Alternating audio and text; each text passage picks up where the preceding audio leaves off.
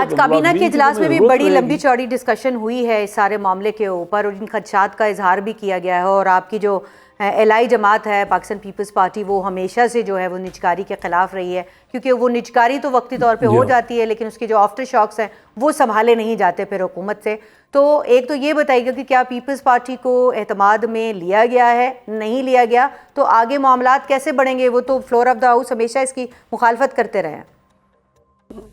नहीं, इस मामले पे जो PIA की है, एक वक्त में वो मुखालफत ज़रूर करते थे, लेकिन अब पिछली भी बिडिंग हुई, इस भी हुई, उन्होंने कोई असम्बली में किसी किस्म की कोई मुखालफत नहीं की और मैं उनको भी अप्रिशिएट करता हूँ उनके रोल को।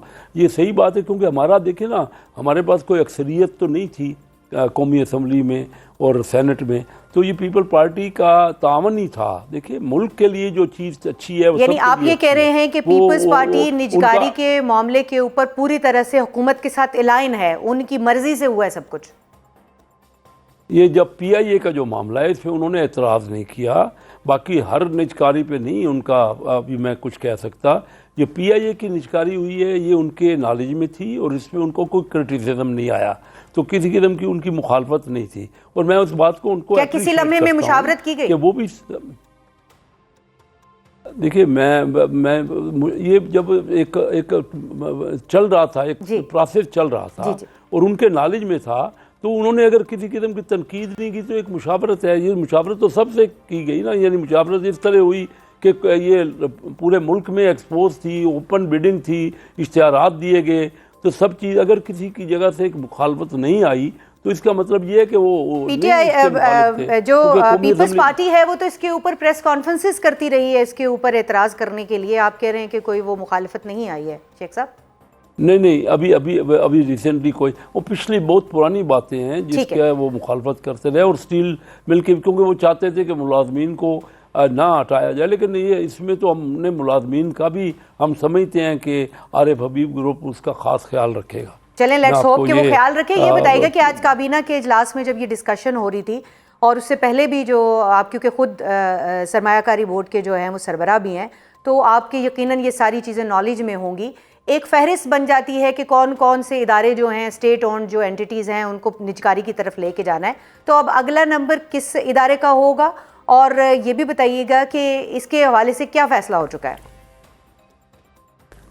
फैसला तो अभी कोई नहीं हुआ लेकिन ये ओवरऑल जो IMF की शराइत है इसके ऊपर, हम इस शर्त को पूरा कर रहे हैं, तो यकीनन कोई हमने अपना रोड मैप तो बनाया होगा शेख साहब। नहीं, अभी तक काबीना में कोई ऐसा डिस्कस नहीं किया, लेकिन हमारी हुकूमत की पॉलिसी जो है प्राइवेटाइजेशन के फेवर में है और हम समझते हैं। देखिए मैं कई प्रोग्रामों में आपके और हर प्रोग्राम में भी ये कहता रहा हूँ कि कोई 5-6 हज़ार अरब रुपया हुकूमत का इन्वेस्ट हुआ है इन जो हुकूमत के पास ये इदारे हैं और हर साल तकरीबन 850 अरब रुपए का खसारा होता है। वो खसारा आम आदमी के ऊपर टैक्स लग के जाता है, तो क्यों नहीं, देखिए ना, जब वो नहीं संभाल पा रहे, रेलवे है, आप देख रहे हैं कि जो हमारे बिजली के डिस्ट्रीब्यूशन के कारखाने हैं और हमारी स्टील मिल है और ये PIA था, तो ये नहीं चल रहे ना बहुत अरसे से, तो निजकारी लाजमी है। उसके बगैर हम अपना कौमी नुकसान करते रहेंगे और बोझ बनते रहेंगे और डेफिसिट होता रहेगा। हमारे जो जितना भी बजट है उसमें रेवेन्यू का डेफिसिट होता रहेगा और नए कर्जे लेते अच्छा शेख साहब, आज आप वहाँ पर मौजूद थे काबीना के इजलास में, तो वहाँ पर वज़ीर आज़म की जानिब से PTI को मुज़ाकरात की मशरूत ऑफ़र भी की गई है, तो ये जो ऑफ़र है इसका मतलब ये समझा जाए कि पहले हुकूमत इसका तयन करेगी कि उनके कौन से मुतालबात जायज़ हैं और कौन से नाजायज़, क्योंकि जायज़ मुतालबात पूरे करने की जो है वो ऑफ़र की गई है। नहीं जी, मुज़ाकरात में कंडीशन नहीं लगानी है और बग़ैर किसी कंडीशन के ना पहले आके बैठे तो सही ना।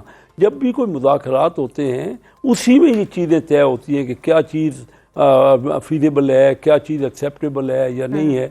अभी पहले अगर देखिए ना, इंडिया से ज़्यादा हमारा दुश्मन कौन हो सकता है? इंडिया हमारा दुश्मन है, अज़ली दुश्मन है, लेकिन उसमें भी हम बार बार इंडिया को कह रहे हैं कि कश्मीर पे और दूसरे मामलात में जो डिस्प्यूटेड हैं आएँ बैठे और मुज़ाकरात करें।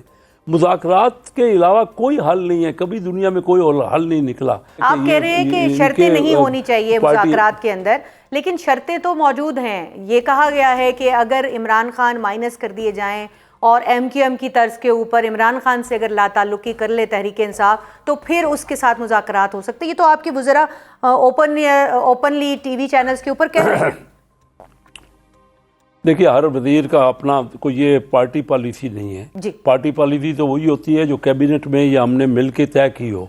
हर एक का अपनी अपनी राय होती है, उसकी उनकी राय। मेरी राय ये है कि सियासी मामलात ये जो 9 मई का मामला है वो कोर्टों में है, और वो इतना बड़ा ब्लंडर किया है जिन लोगों ने भी किया है वो तय हो जाएगा, और उसकी तो सज़ाएँ होनी चाहिए और वो सज़ा के मुस्तहिक हैं। लेकिन बाकी जो सियासी मामलात हैं मुल्क के, जो पॉलिसीज हैं, जो उस पर किसी किस्म की कोई कंडीशन नहीं होनी चाहिए। बैठ के मामलात तो तहरीक इंसाफ के साथ मेरा ख्याल है कोई नहीं, अब तो सिर्फ मुलाकात का मामला है। खान साहब से मुलाकात करा दें, उनकी फैमिली की, वकीलों की, तो वो कह रहे हैं कि हम ठीक हैं। तो ये कर लें, इस पर मुज़ाकरात कर लें अगर वो चाहते हैं, वो बता दें। लेकिन वो हमारा तो है नहीं, वो तो जेल के सुपरिटेंडेंट और उनका मामला प्रीरोगेटिव होता है ना। अगर किसी बाकी सियासी कैदियों को इस तरह दिए गई है फैसिलिटीज़ तो इनको भी दी जानी चाहिए।